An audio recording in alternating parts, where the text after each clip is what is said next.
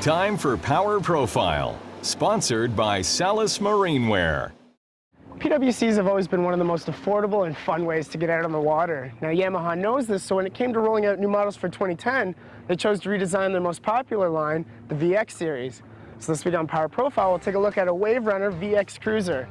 Then, to show you what you get at the top, we're going to look at their flagship, the FX Cruiser Super High Output. The VX series has been Yamaha's best-selling Waverunner since its inception in 2005. Still, Yamaha chose to redesign it for 2010, creating a virtually brand new watercraft that's sure to be a hit. When you compare the improvements side by side from last year to this, you can see they put a lot of thought into the changes. The overall stature of the new VX Cruiser has been improved by increasing the seat length for more comfort. The rear-view mirrors have been repositioned for better visibility, and the overall driver comfort is increased with the expanded side decks for first-class legroom.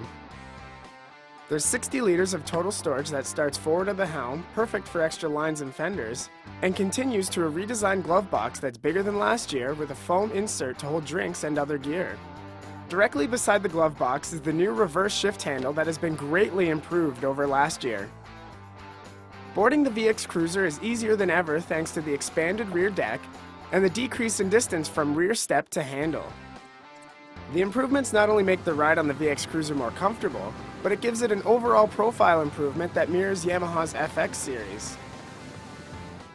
The VX Cruiser has improvements below the waterline as well that I just had to get out and see for myself. The VX line in the past has always had a stable and dry ride, great for all riders. For 2010, Yamaha decided to make some changes below to improve on this even more. The ride plate is new along with the repositioned sponsons. This, along with the increased rear deck, moves the center of gravity more to aft. This creates more stability in straight line running and doesn't slip or slide in S-turns. With the center of gravity more to aft, handling is more nimble than ever, and a couple laps around the handling course really proved this. Turns were tight and sharp with plenty of power behind the VX to muscle it around and steer back on course. Now the entire VX series is powered by Yamaha's MR1 four-stroke technology, producing 1,052 cc's. Now this can be a lot of power for beginner riders, so they have what's called learner mode, that when engaged cuts the top speed by up to 30%, making it great for riders of all skill level. Without learner mode, the MR1 pushed the VX Cruiser to a most impressive 50.5 miles per hour at wide open throttle. Back at the beach, it was time to look at the most impressive FX Cruiser SHO that seems to just radiate confidence.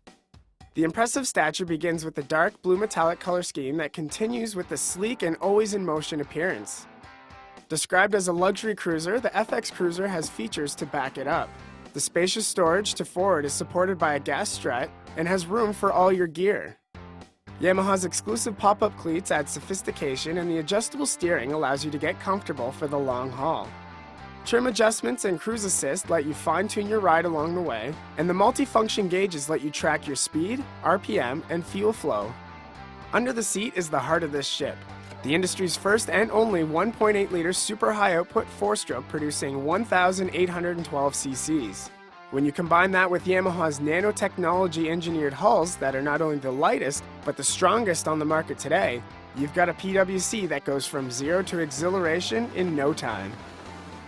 Putting the throttles to the bar, it was all I could do to hold on as the super high output motor blasted me out of the water. This is the type of power that's confidence inspiring for a rider. In straight line runs, the ride was stable and didn't wander. Great for long crosses across open waters. But that doesn't mean this FX doesn't know how to have fun. Setting up for a sharp turn, the hull bites in and buries the nose, and a kick of the throttle brings the stern right around, practically on a pivot. The FX steers out and turns as smoothly as it heads into them, and in S-turns the handling feels more like a two-seater than a three.